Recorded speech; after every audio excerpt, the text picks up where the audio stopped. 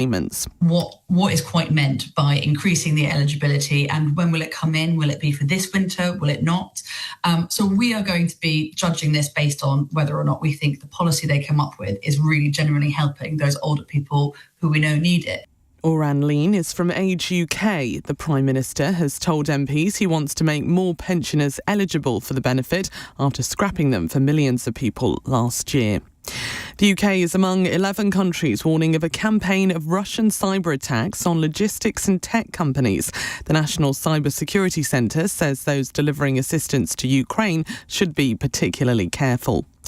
An inquest into the death of Jay Slater in Tenerife has been adjourned while police try to trace his friends who were with him before he died. His mother, Debbie Duncan, has made a plea for them to come forward, saying she still has questions. And inflation has risen to its highest level in 16 months to 3.5% in April. It follows an increase to a series of household bills. In the city, the FTSE 100 has closed up 5 points at 87.86. The pound buys $1.34 and €1.18. LBC weather, showers easing this evening, some light rain for southeast Scotland and eastern England, a low of -1. From Global's newsroom for LBC, I'm Amelia Cox. This is LBC from Global, leading Britain's conversation. It's 6 p.m. Now, Tonight with Andrew Marr. Good evening. Well, better late than never. We want to ensure that as we go forward, more pensioners are eligible for winter fuel payments. As you would expect, Mr. Speaker, we will only make decisions we can afford. That is why we will look at that as part of a fiscal event. Let's start with some of the basic old-fashioned journalistic questions. Why, as almost its first act, did the Starmer government take away the winter fuel allowance from 10 million pensioners, some of them wealthy enough to pay their own heating bills, but many millions not? And what did the Chancellor, Rachael Reeves, actually do? Well, she slashed the number of people allowed to get the £300 from around 11.4 million to 1.5 million. And again, why? Answer, because she inherited an enormous financial black hole from the Tories. She needed money from somewhere. So was this a good idea? Well, this particular cut didn't get her very much, but it has been very unpopular. The technical term for that is bad politics. Next question. When did Keir Starmer decide to U-turn, and when will this change happen? In Downing Street, the argument has been live ever since the recent devastating local election results. It wasn't just the number of councillors that Labour lost, it was the ear-bashing on the doorstep from livid punter after livid punter. Something else worth remembering. When people say it's not worth voting or they never listen, today tells us it is worth voting, and they do. This U-turn is the voters' victory. It is democracy at work. So, when will the change happen? Starmer said at the next fiscal event, which sounds a bit loose, but strictly speaking, fiscal means taxes, which would suggest the change, however it's done, won't happen at next month's spending review, but in October's budget, which is, I guess, still before the winter. At that point, there are all sorts of ways the Chancellor could limit the damage, but poverty campaigners argue she must raise the threshold to at least £14,000 a year. So, final question, what is the political damage? Good question. Voters actually like sensible U-turns, but Labour has been really battered by this policy for nearly a year now. The first policy, the most hated policy, and that damage remains. Another kind of political damage is to the Treasury's reputation for ironclad determination. Now we've had one change of direction, what about all the other things that Labour MPs want? Being gentler about benefit cuts, being bolder on taxes. In an internal paper leaked this morning, the Deputy Prime Minister Angela Rayner proposed 8 tax increases. It's one example of the fierce debate raging behind the scenes on this. Ministers may seem calm on the surface. Under it, they are anything but. So let's begin tonight by talking to one of the Labour MPs who said her party absolutely had to change course after those local election results, Rachael Maskell, the MP for York Central. Rachael, first of all, I'm a little bit confused. If this is coming in in October, this big change. Will pensioners feel the benefits this winter, do you think? Well, that's the key question, because if we recall last year, people had to make their claim for the winter fuel payments by the 15th of December, but people didn't have their pension credit processed to enable them to do so, and therefore they needed a 3-month run into that. So it seems that the timeline would be incredibly tight if it is at the fiscal event, that is in October. I'm no expert in these things, but I think the only thing worse than having a very unpopular policy, announcing a U-turn, would be to do that and then fail to deliver the U-turn in time. That would be absolutely infuriating to voters. Well, we only heard a headline today. We need the detail. We need to know the impact. We need to know how many people this is going to affect, but also how much of a U-turn is it? Is it going to incorporate the 880,000 pensioners that we saw last summer that were eligible for pension credit but didn't get the fuel allowance because it's so complicated to apply for? And will it be the million plus pensioners which are just above those thresholds which live in fuel poverty?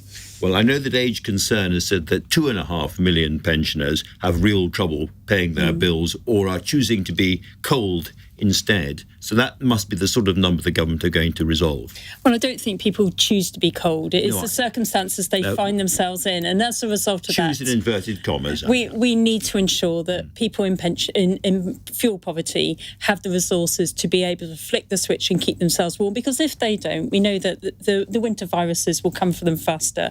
But also we know that they're more likely to have things like heart attacks because the body fights back when you're very frail and elderly. So it's so important that we keep people warm in later life. I was referring there to all those MPs who are really worried about the spending review coming, I think, on June the 9th, very soon, and the possibility that this is, as it were, semi-official austerity imposed, and they're really worried in particular about the benefit cuts and the PIP, the personal independence payments coming up. Now, given that, and given the possibility of different kinds of tax rises that Angela Rayner has been discussing, do you think the Treasury can and should move further? Absolutely, because we've got to pull into the reason why people voted for Labour. They wanted change. They wanted those good traditional Labour values, which was about protecting the poor, protecting disabled people, protecting the vulnerable people in our society, and not to raise revenue in order to do that. The public will be baffled as to why they voted Labour. So it's really important at this point, government take that wider view of what it's doing to fulfil its obligations. Yes, it is held to a higher bar because of its social values, but we've then got to live up to that expectation.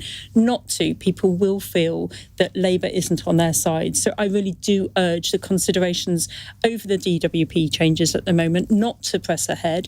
Yes, we need to get more people into work and to help people that can, but for those people that can't, we need to put the support in now, the health support, because the NHS, more than 7 million waiting for appointments. Of course, we've then got COVID to still deal with the long COVID, and if we ask people to work later in later life, as the last government did, then of course more people are working into ill health as well. We need to address those musculoskeletal problems and other issues that people are facing to enable them to have dignity, resources, and of course the care of a government. And all of that needs to be paid for. What did you make of the 8 proposed tax rises that Angela Rayner's paper suggested? Well, clearly Angela and others are looking at ways and searching for how we can pay for this. We know the economic situation that was handed to us, and of course that needs to be addressed. But in order to do so, we need to find what are the most appropriate ways. Keir Starmer himself said those with the broadest shoulders should pay more, and I would agree with that. But how we do that, tax, perhaps. Things like restoring the lifetime allowance on pensions, which, would benefit, disbenefit only the wealthiest pensioners, was one idea. Equalising the income from shares or from assets with income from work. Those are the kind of ideas she's been looking at. I think a lot of Labour MPs quite like them. Well, that's right. Equalising capital gains tax, 14 billion into the economy, a wealth tax, 24 billion, if those over £10 million worth of assets were to pay just 2%. So there are options out there for government to explore, to look at, and to ensure that it isn't pushing down on the poorest, but actually trying to create greater equality across our country. I think what I'm really trying to understand, Rachael, is whether this is a one-off, relatively brief, relatively modest announcement because of the battering in the local elections, or whether this is a moment where this Labour government is actually changing direction. Well, I think this goes into the culture of this Labour government. And of course, if we are to get the culture right, we can't then give to the winter fuel and then take from disabled people. So we've got to be able to say a Labour government's framing is about supporting the most vulnerable in our society.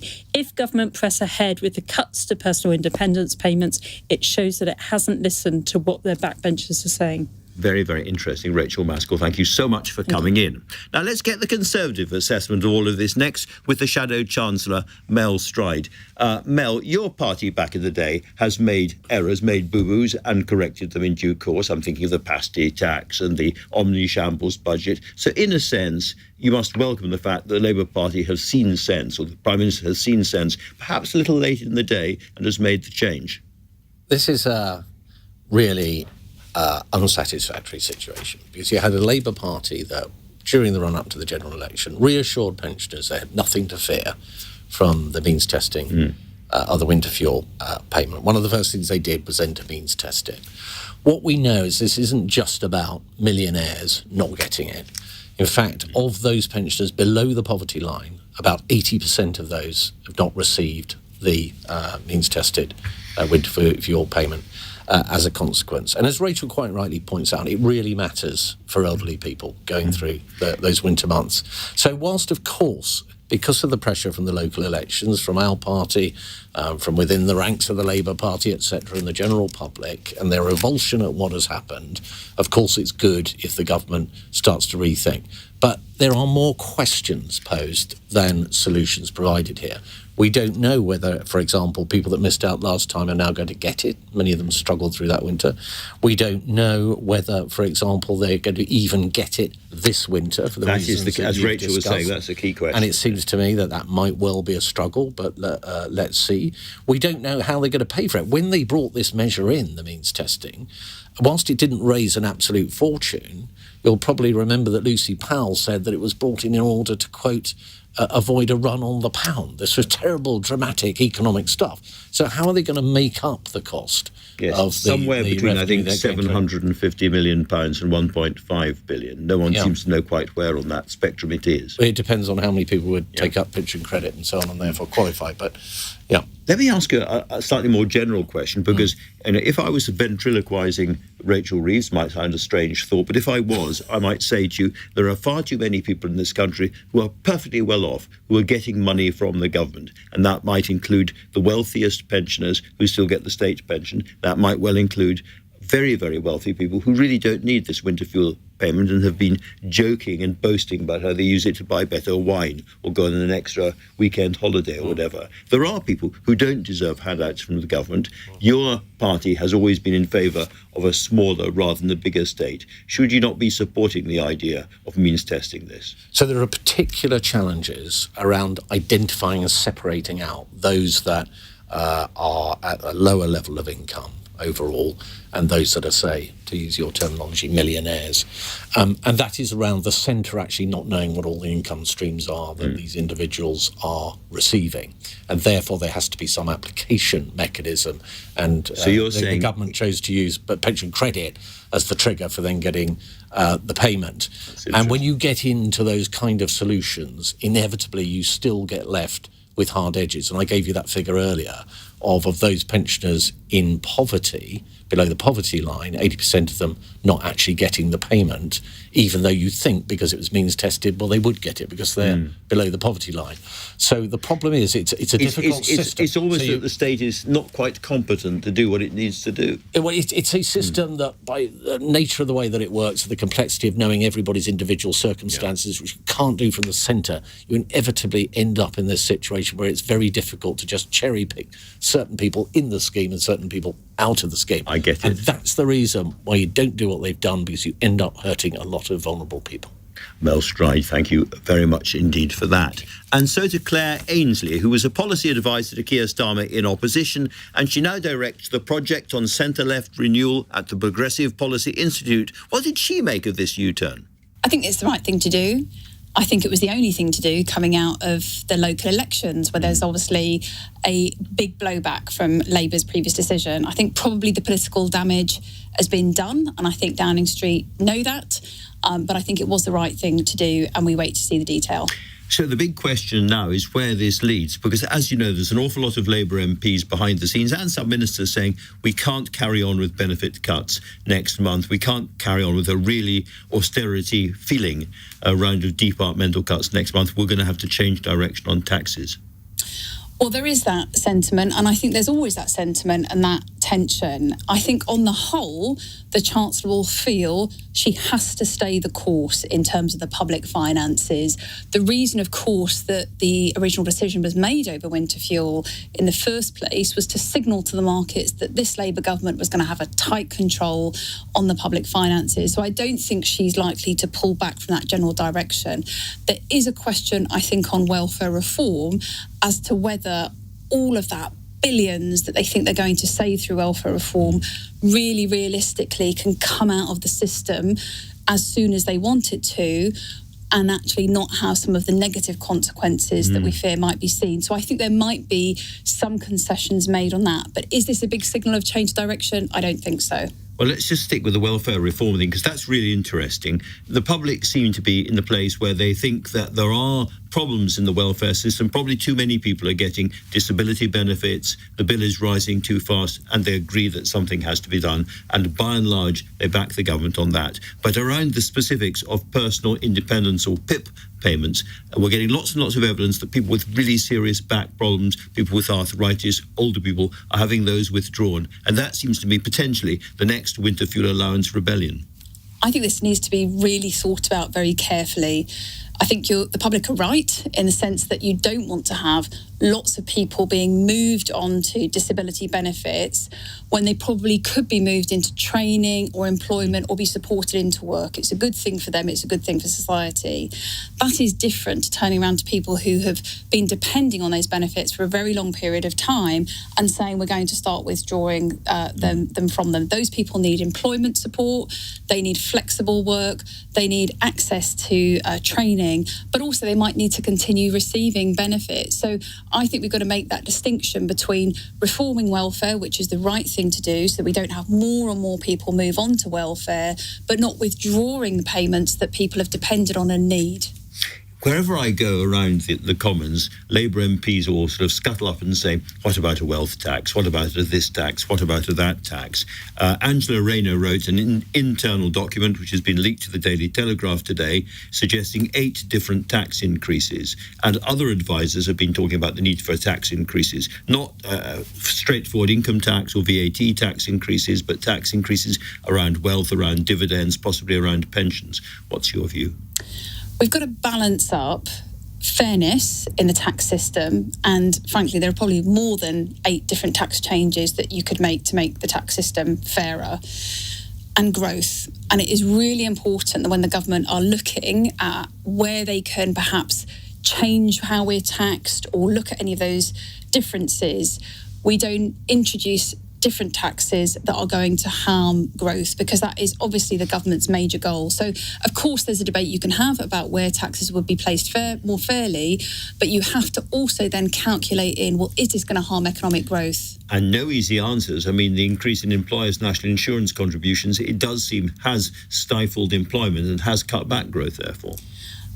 Employers are saying we cannot afford any more tax rises, and actually we will see in the figures to come over the course of this year and beyond what the full extent of that is. So they've sent that message very, very clearly to the government. So it is not as simple as there being a bunch of taxes that other people can afford, and why not instead of welfare reform. We need to do welfare reform, but we need to do pro-growth tax measures too. Claire Ainsley, thank you very much indeed.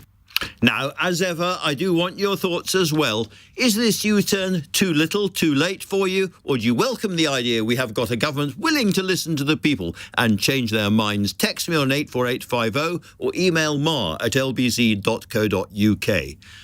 We will revisit the situation in Israel and Gaza next with a former advisor to Benjamin Netanyahu and a parish priest joining us from Gaza. You're listening to Tonight with Andrew Marr. At the time now, 6:19.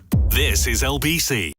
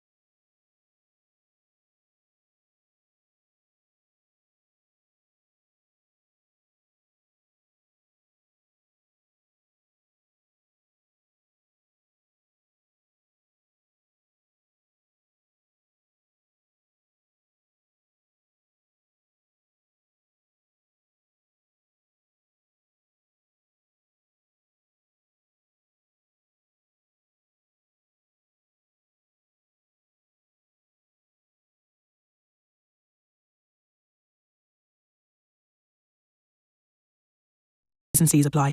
Tonight with Andrew Marr. Watch live on both Global Player and the new LBC app. 6:21. Now, yesterday I spoke to the Palestinian ambassador in London after expressing my own outrage and despair about what is going on in Gaza. And I told you that in the interests of fairness, we'd hear from the Israeli side as well. And I'm joined now by Brigadier General Professor Jacob Nagel, former National Security Advisor to Benjamin Netanyahu, and now the Senior Fellow at the Foundation for the Defence of Democracies. Professor, can I ask you, first of all, whether you accept that a lot of Israel's natural friends around the world are horrified by the situation in Gaza and really, really worried about the prospect of famine, widespread famine there? Sorry, the word, until the last word I was with you.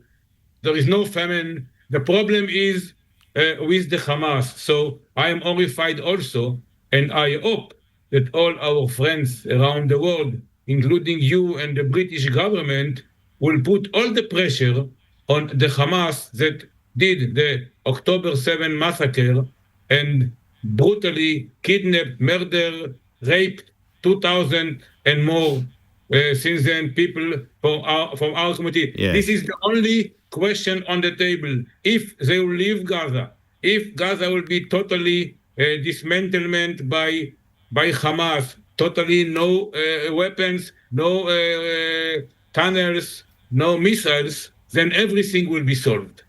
And of course, all the hostages will come back. Well, I don't know why you don't ask me why everyone is not horrified about 58 hostages, 595 days in Gaza. We remember the hostages and we remember the horrendous events of October all the time, and we speak about that all the time. Then we'll solve everything else.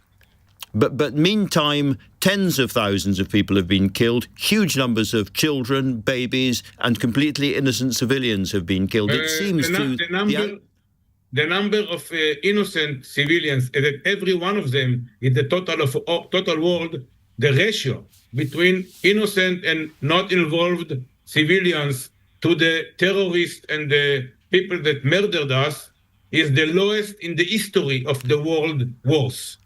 How do you know that? Because everyone did these researches, published it, not Israelis. Otherwise, go to the United States, the services, go to a lot of other places, you will see it. Usually it's about 1 to 10 innocent to 1. In Israel, it's now about 1 to 1. But again, the only one to blame is the Hamas and their people. So I hope that everyone in the world, especially our friends, but also not our friends, will tell now the Hamas, tell now Egypt, Qatar, US, everyone else, please make sure that the Hamas is out, the hostages is back, So everything that you ask will be out. You cannot allow Hamas to go back to October 6th and control Gaza again, because there is things that are happening because of them. Yeah. I understand that, but surely this is the nub of the problem. That so what you suggest? Just let me ask the question. Just let me ask the question. The nub of the problem is that Israel is conflating the general population in Gaza with Hamas. Now, some may be, many are not. How can you justify closing down aid, closing down food supplies to that general population, and thereby causing intense, real and huge suffering to people who have done no reason to deserve it, and who cannot themselves fight back against the IDF or against Hamas? Again, they can fight against Hamas, and there are some demonstrations lately in the streets of Khan Yunis and Rafah and others, because they have to throw them out. But again, you asked very important questions. You have to refer those questions to the Hamas that brought it on its people. Now, at the end, those innocent people that died is only because the Hamas terrorists are sitting inside them. They are taking them like human shields against all the world laws, special law in the US and also many other modern democratic countries. If the Hamas were not hiding together with the hostages, together with their missiles, just a few hours ago, a missile on Ashkelon on our civilians from a city from a city inside Gaza. Now, this is the problem. Now, you are asking the right questions, but not the right people. You have to ask those questions. The Hamas terrorists are not going to talk to you because they know what will happen if they will talk to you. They don't have answers. If the Hamas would not start October 7th, if the Hamas will go out from Gaza, if the Hamas will give freedom to their people, everything will be solved. Well, unfortunately, I don't have Hamas with me in the studio to discuss this with. But can I ask you one other? This is why I came.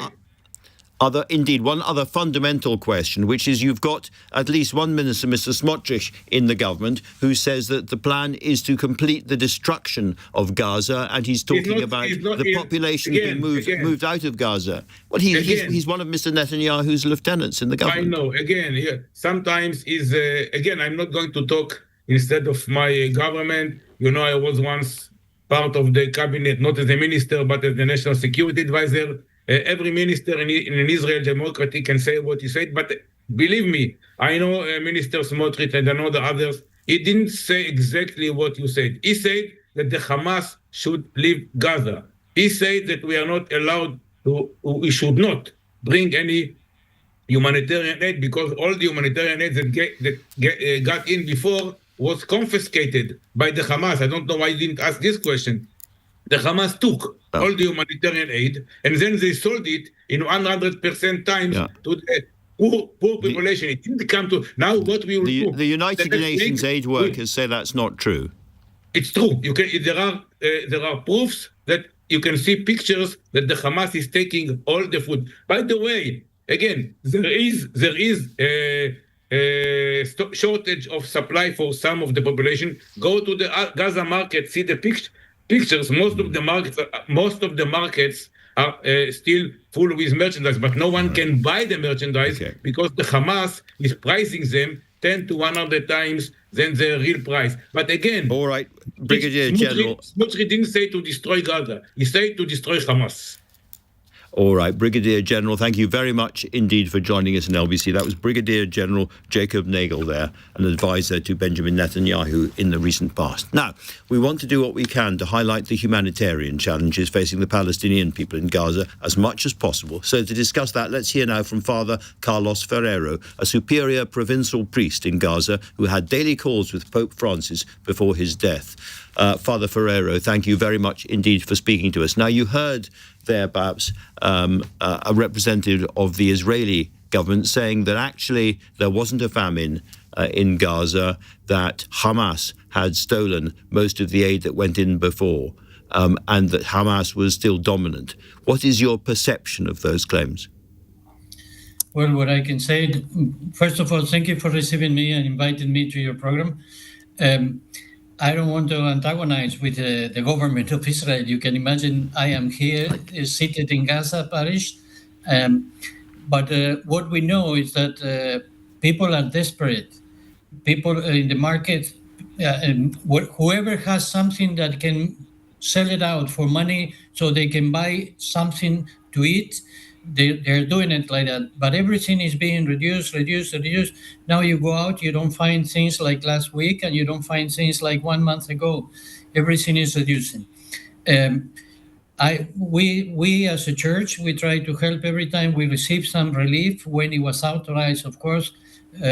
We received relief and we distributed. We reached even up to 70,000 people at that time. Now, here nobody says that the relief was stolen. And even there are many stories that sometimes people were protected. There are many stories Father, in the local ground. indeed. Yes. Father, I suppose there have been Christians in Gaza since the time of Christ, certainly for a very, very long time. But you're quite a small community now. Just tell people listening a little bit about the size and how your community is coping in this situation. Right. Before the war, there were about 1,070 people here only. And that was the Christian community. We're talking about the Orthodox Church and some Protestant churches and Latin Catholic Church. And now we are much less. We are about 700 here locally, because some people died. About 5% of our community died during this war. About 20 something people were killed, and others died in very, very difficult illness situation. and so on. Yes. Now Father, other people managed to go out. No, some people went out as well. Father, we know that you spoke virtually every day, I think, to the late Pope. Have you spoken to the new Pope at all, can I ask? No, not yet. I think he's a little Not busy yet. Yeah, he hasn't got round. I'm sure the phone will ring. But for now, thank you very, very much indeed for speaking to LBC. I'm really grateful. Now, up next, we're going to discuss the latest psychodrama in the Oval Office as President Trump blindsides the leader of South Africa with accusations of white genocide. Time now, 6:32, and Amelia Cox has your news headlines. A former policy advisor to Sir Keir Starmer has told LBC a U-turn on winter fuel payments was the only thing to do off the back of local election results. But speaking on Tonight with Andrew Marr, Claire Ainsley says the political damage has been done. Tommy Robinson has been charged with the harassment of 2 journalists in August last year. The former leader of the English Defence League is due to appear at Westminster Magistrates Court next month. And inflation has risen to its highest level for more than a year. It's being blamed on things like council tax, water and energy bills, all going up last month. LBC weather, showers easing this evening, some light rain for southeast Scotland and eastern England, a low of -1. This is LBC.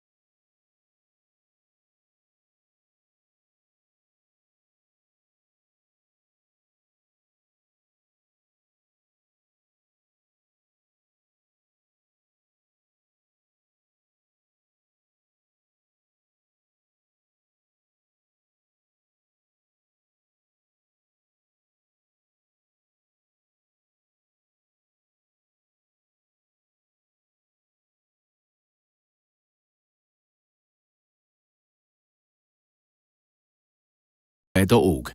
This is LBC. Message Andrew Marr on WhatsApp now on 0345 6060 973.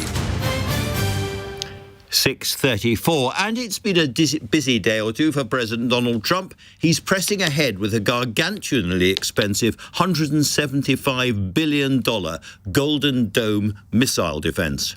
Ahead of our own strategic defense review, which I expect on June the 2nd, many people may be asking, can we have one of those? And in the last half an hour, he held an explosive meeting in the Oval Office, where he blindsided the South African President, Cyril Ramaphosa, with a video which Trump alleges proves white genocide in his country. Just have a listen for a moment. Is Natalie here? Somebody here to turn that?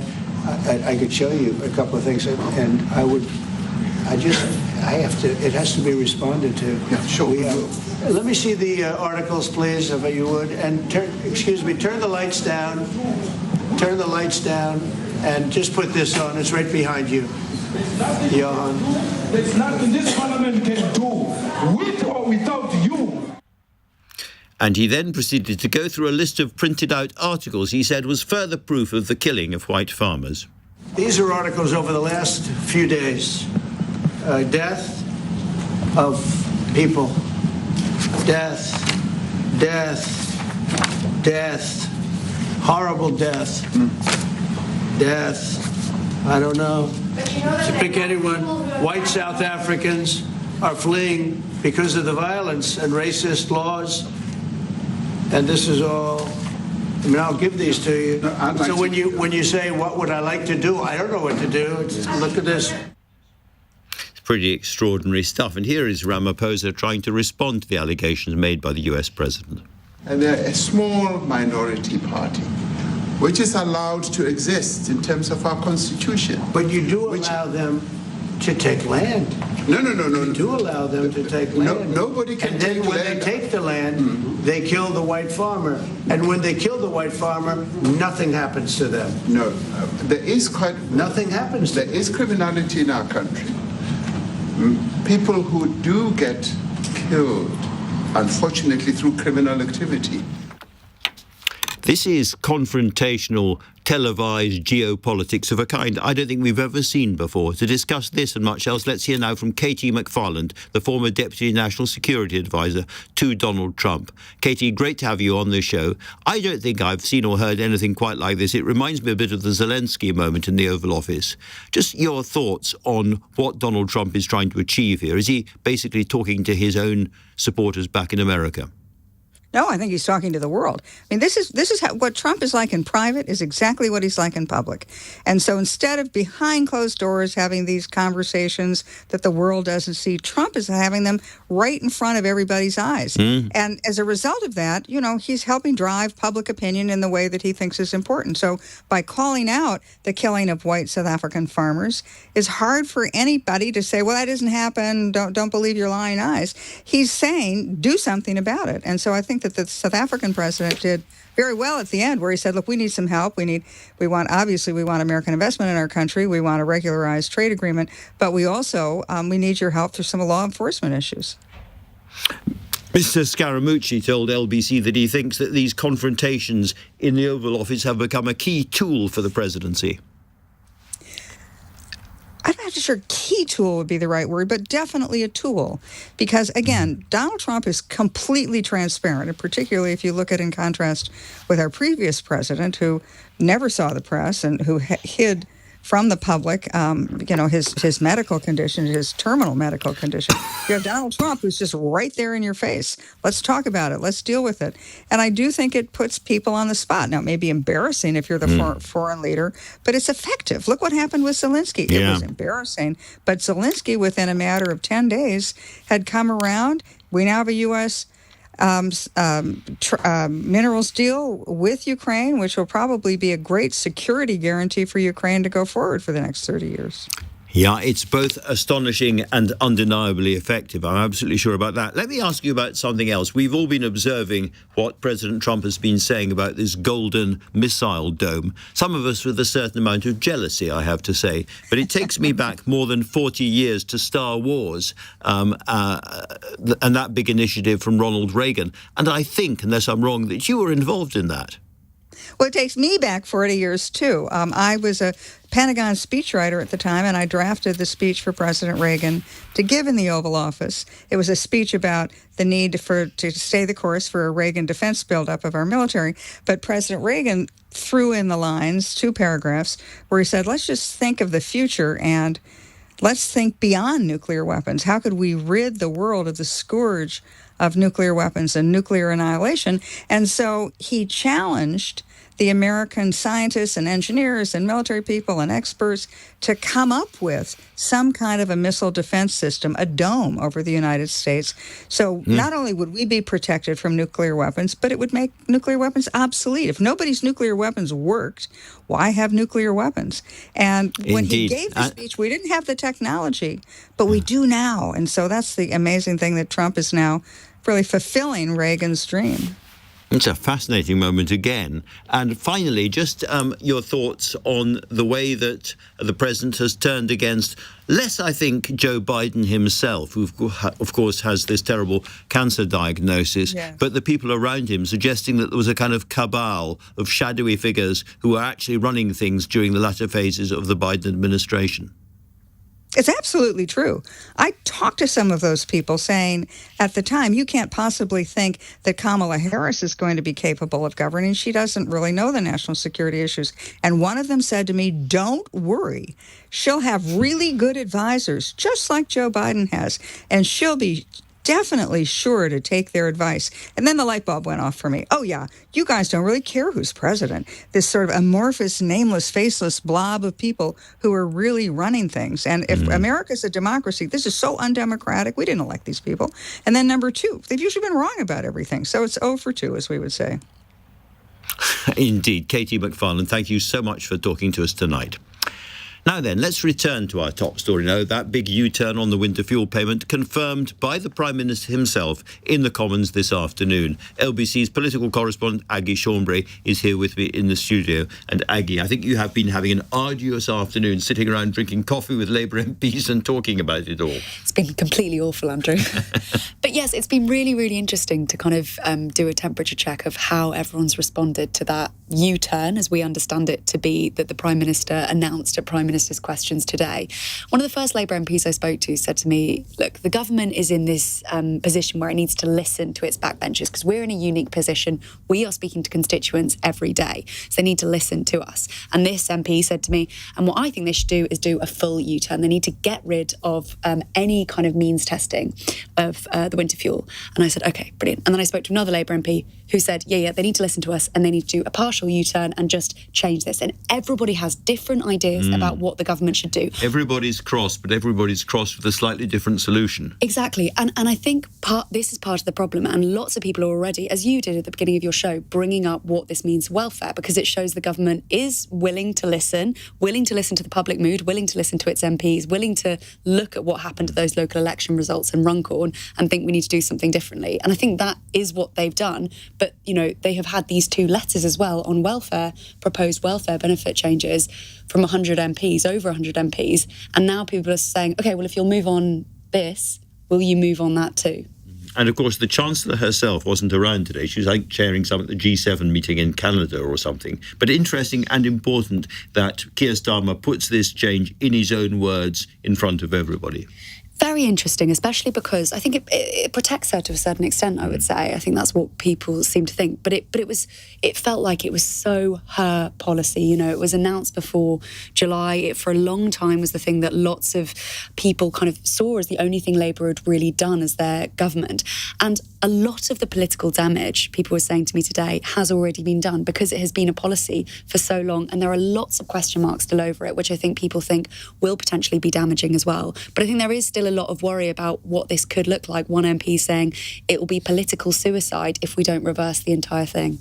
But also, if they delay it until October, and then for technical reasons they can't make the changes and people are still excluded from this payment during the next winter, particularly if it's a cold winter, that, I think, would make things even worse. Indeed. And I think, you know, 5 months is an awfully long time to wait to see the detail, especially if you're one of those people that doesn't know whether or not you will be within the threshold. So lots still to work out and lots of differing views from lots of MPs. All right, Aggie, thank you very, very much. Now then, this isn't the only big moment for the government. There's a sentencing review due to be published in the next few days. LBC has been reporting on the capacity crisis in prisons at every stage and getting a sense of what the man carrying out the review and the prisoners he's spoken to are thinking. Fraser Knight reports on what's happened to David Gauke's review over the past 6 months.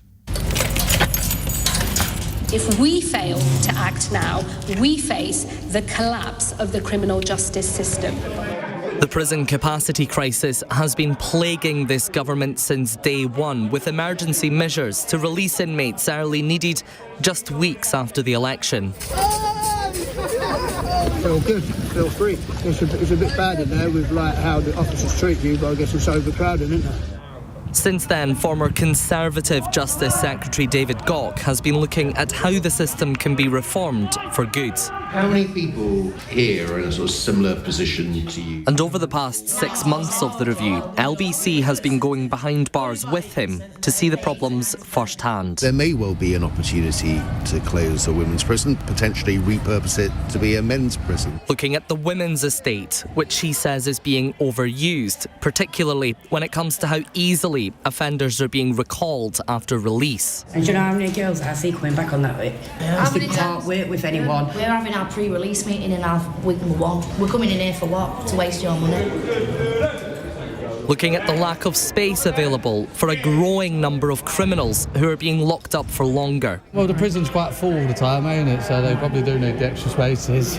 Yeah, it's definitely overcrowded. And comparing the UK's justice system to what they do in Spain and in Texas. We have to move away from an attitude that the only thing that matters within the criminal justice system is punishment, and the only form of punishment that really counts is prison. In order to fix the criminal justice system, David Gauke reckons more criminals will need to serve their sentence in the community, with courts, like the one we visited in Liverpool, playing a bigger role in tackling the causes of crime, like drug and alcohol addiction. This is about providing a robust, intensive alternative to custody that helps them to move away from reoffending and a life of crime.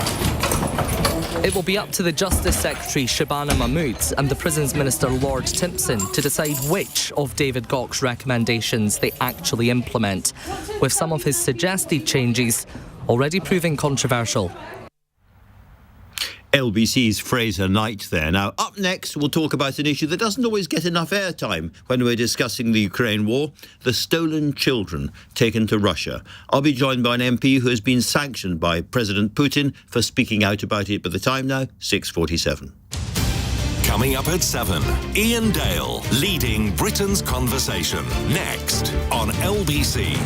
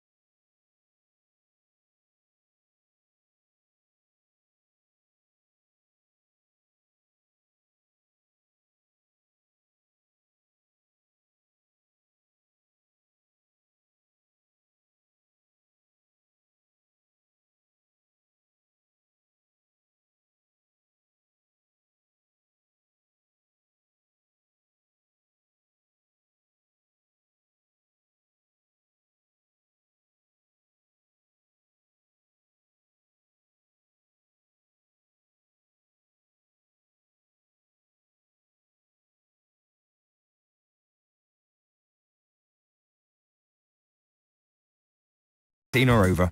Tonight with Andrew Marr. Listen on your smart speaker. Just say, play LBC. It is 6:49. Now, I did ask for your texts about the winter fuel allowance U-turn, and they've been coming in, and because it's LBC, there have been some really, really interesting and sensible suggestions. This text comes from John. The sensible solution, he says, would be to make the winter fuel taxable income. Then those pensioners not paying tax would get the full amount, those paying standard tax would pay 20%, those paying higher rate 40%, etc. The complex means testing, and it is complex, would not be needed. Charlie says, OAPs with no mortgages sound to me like the people with the broadest shoulders. And Simon says, unfortunately, this means pensioners' lavish payouts won't be able to be curbed by any government. The pension lobby has always prioritised themselves over what's good for the country yet again. So there's some very pungent and I think quite good views about all of that. But now to something entirely different. We have had MPs who've been sanctioned by the Russian government on this show many times before. And I'm joined now by the latest of the MPs to join those ranks, the Labour MP for Paisley and Renfrewshire South. Sorry about that. Joanna Baxter has been sanctioned for co-authoring a report into Ukraine's stolen children who were taken from their homes and forcibly adopted by Russian families. Joanna, thank you very much for coming in. You have been leading a debate on this in Westminster Hall this afternoon. Just explain to people listening what the issue is.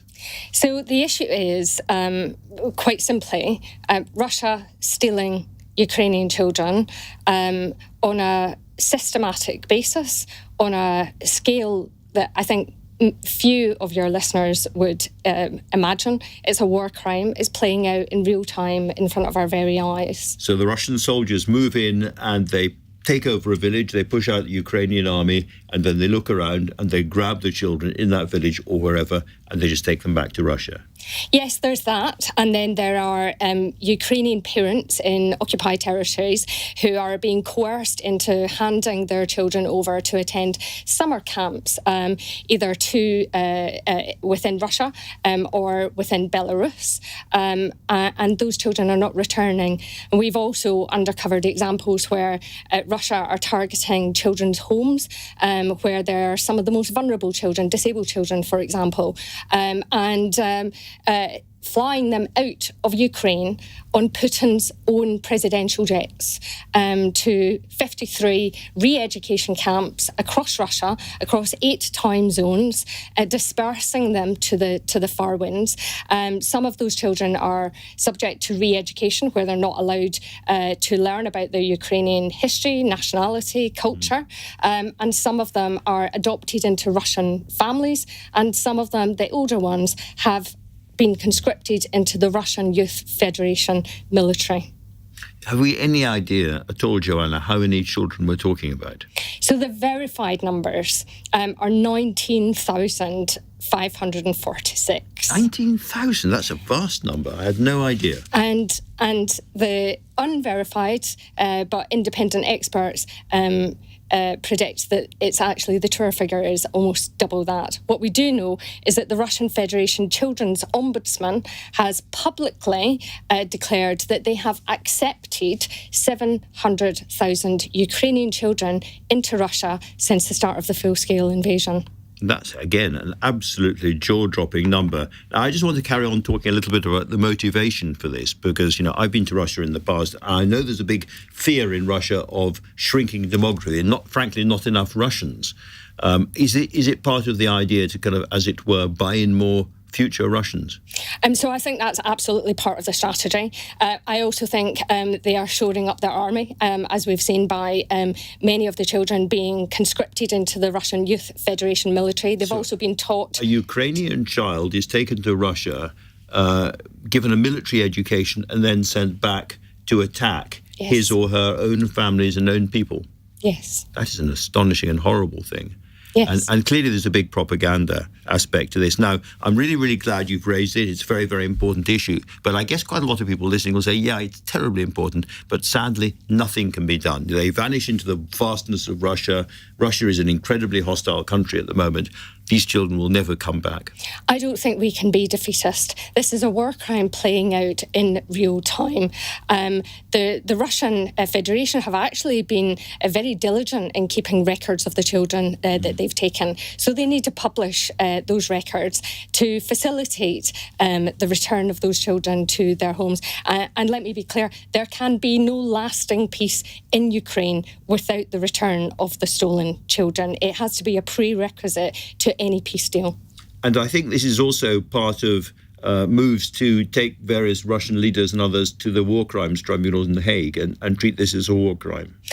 Well, it is a war crime. There are international criminal charges out against Vladimir Putin and the Russian children's minister, Maria Lvova-Belova, for the war crime of forcible deportation of Ukrainian children. So it is a war crime. I would like the UK government to investigate whether this constitutes a genocide.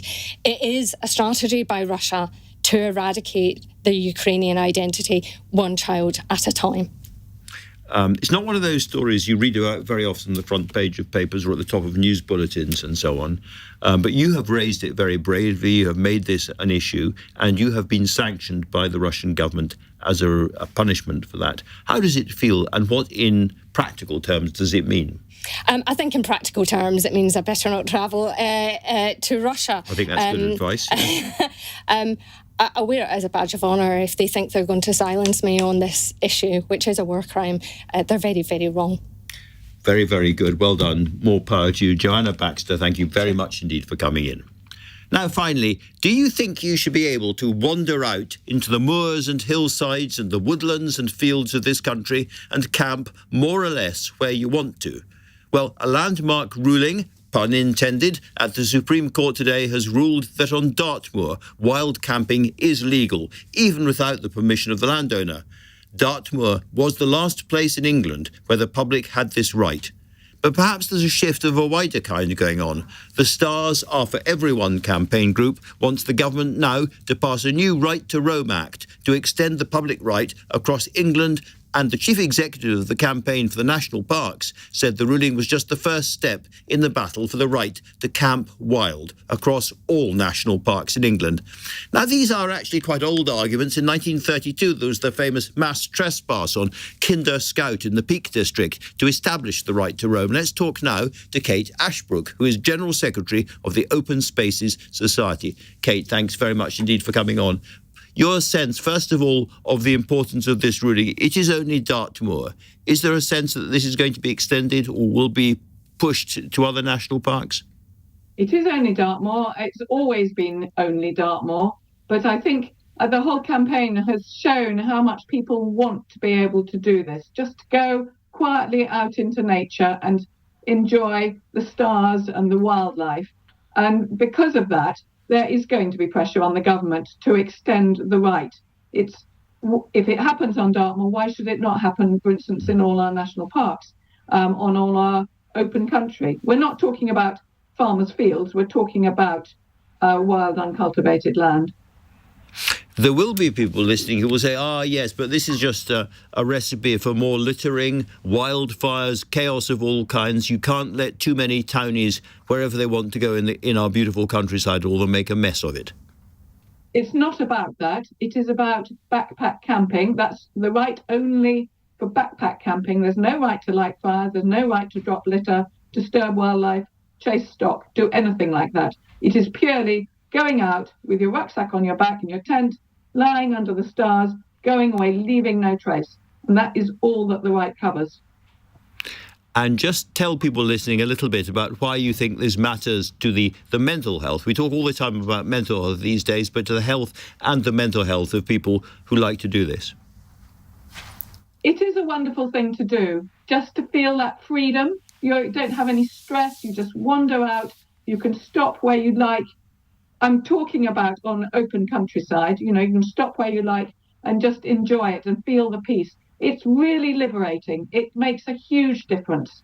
And you come back feeling really refreshed. And I know this. And I'm fortunate. I don't have as many stresses as many people. And I think a lot of people really benefit from it. Well, I've sat out and stared at the stars myself on occasion. I know exactly what you're talking about. Kate, congratulations on the ruling, a very important one, and thanks for talking to LBC.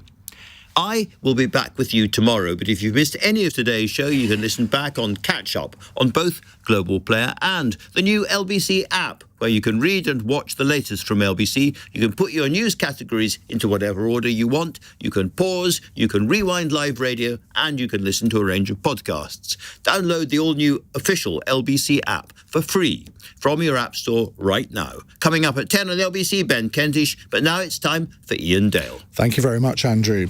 Well, it's been quite a week on the old U-turn front, hasn't it? And today, Keir Starmer signalled the biggest one of all, winter fuel allowance, which has caused so much anger and distress amongst poorer pensioners. Well, in PMQs, he more or less said he will U-turn on it to an extent, but not yet. If you're going to U-turn, surely the best thing to do is do it and get it out of the way and move on. But no, we'll now have to have months of speculation until the autumn budget. Is this